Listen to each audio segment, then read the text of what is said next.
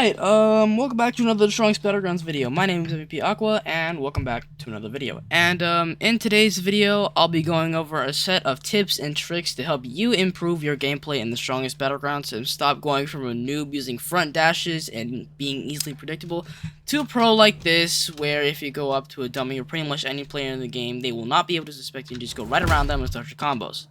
So, the first one we're going to talk about is picking your character that fits your playstyle.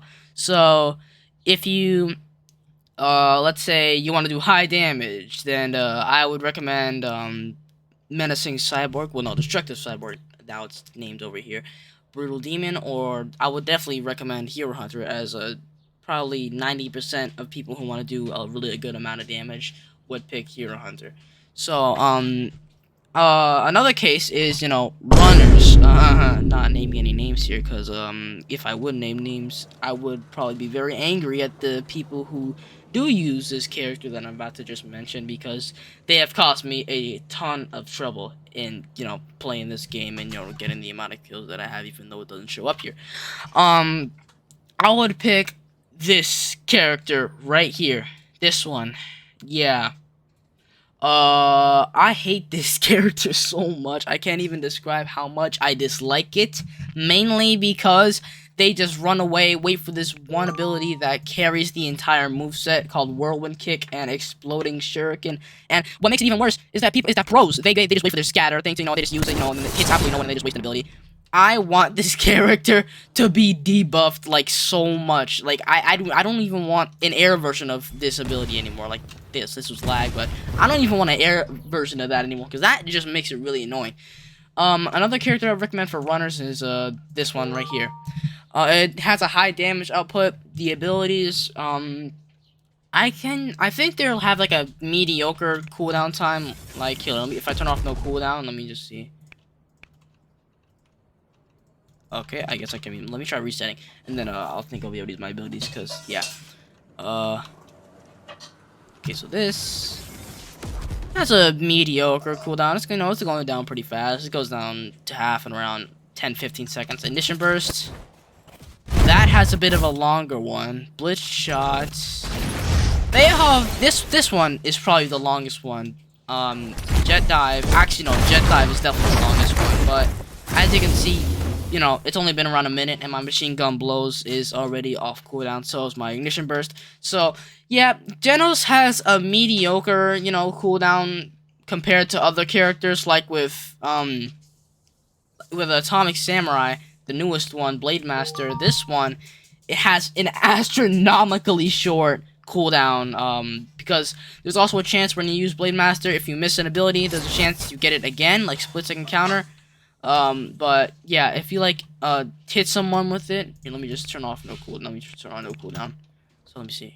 So if I go up, yeah, it will get instantly refreshed. Probably because I have no cooldown on. Let me see. Let me try. Lag. Oh, don't tell me. Do not tell me about to get kicked in the middle of my game. Never mind. Okay, it wasn't that case. I guess I can't use my abilities. So let me just reset. Go to the dummy, or I can just bring it over here. Yeah, I'll bring it over here. Now let's see. So there's a chance for this to actually go down all the way back to 0. Like, there's a chance for both of these. There's a chance for these 3 abilities to all go off cooldown the second that you use them. Like, if you miss, if you hit them. Yeah, look at how short that cooldown is. Look, if I turn off the cooldown again, that goes down pretty quick. It's only been around, what, 7 seconds is already at half. This has a pretty long cooldown, but this, yeah, it's going down pretty fast. And this, yeah, has a pretty short cooldown. Yeah, another thing with the Destructive Cyborg is that, if you hit someone with a finisher with one of the moves, then it completely replenishes all your abilities. Like, if I switch over to Destructive Cyborg right now, like, it's dummy low. Let me just bring it over here. Let me just turn off the multiplier for my damage so I can, alright. Did I kill it? Alright, that's pretty fine. Now I'm gonna reset it back to 0. Alright, so look. If I hit it with a finisher, like, let's say I hit it with a jet dive finisher, like this. It completely replenishes every single one of my abilities. So let me just bring more. The point of this is pick the character that will match your playstyle the most, that one, and then build experience with that character, because that will enable you to, do insane combos with it, know all the moves with it, how to use the moves correctly and not like a spam way like this, and then just like this or stuff. That's called spamming. And then like this, and then like this. Yeah, that's spamming, and it makes it fun for absolutely no one. Unless you want to get spammed, which in 99 out of 100 cases, that is not the case at all. So, yeah. Another tip I want to tell you. This is tip number 2. I spent, I think I spent like 5 minutes going over what, how to pick your character to use. First one is the Hero Hunter. This one is my favorite, by the way. There's a ton of combo potential with this one. And then, yeah. So, another thing that you can, do, some abilities are actually blockable. Like, mainly ranged abilities, like Blitz Shot. Like, things that throw stuff. Like, if you use Foul Balls, let's say, with Metal Bat, right? And it shoots the projectile at someone. You can counter that with this, with Home Run, with Metal Bat, or Shove with Metal Bat. You can counter pretty much every single ranged move. Besides if you're doing, you know, Blitz Shot in the air with Genos, so, yeah. If your opponent is using an ability that you know is counterable with one of these, then yes, you can use that against them, and it does damage against them. It even works with trash cans too. Let me get one. Look, if you throw a trash can at someone, it's counterable. They've been adding a ton of crazy new mechanics into the game recently. Another thing is, when you use your ultimate, you want to use an emote that will make you look like you're just emoting and not like actually popping your ultimate. So the trick is, want to have your emote menu open when you're about to use it, and then as soon as you use your thing, use an emote like one that goes continuously or one that just stops, like this one. So pop this, by dunk, and then just stop, and then just pops. It's a great way to fool your opponent, and it's also a great way to get some extra damage, and if your opponent is really low and they don't know you're popping ultimate. So, yeah.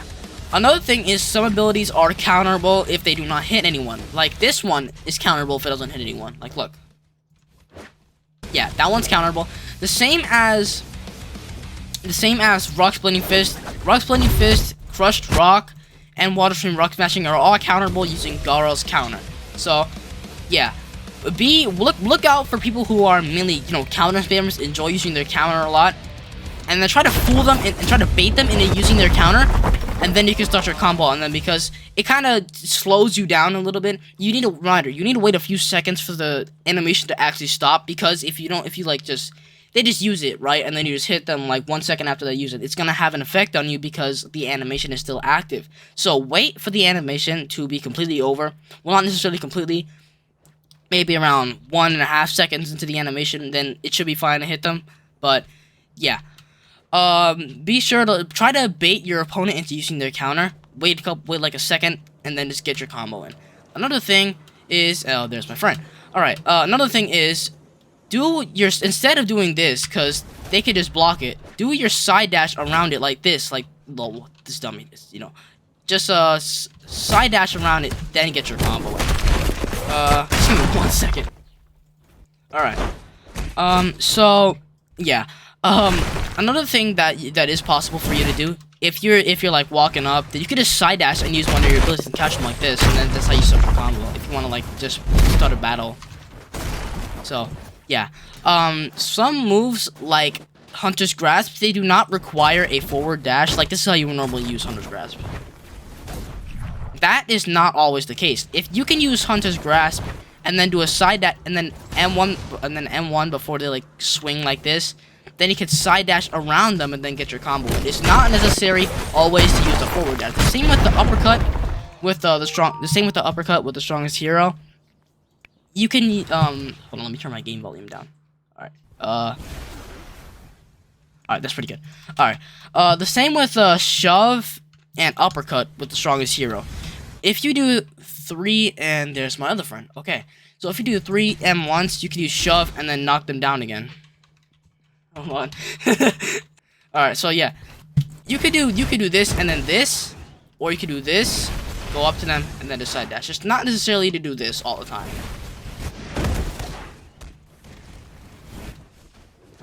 Yeah, it's not always necessary.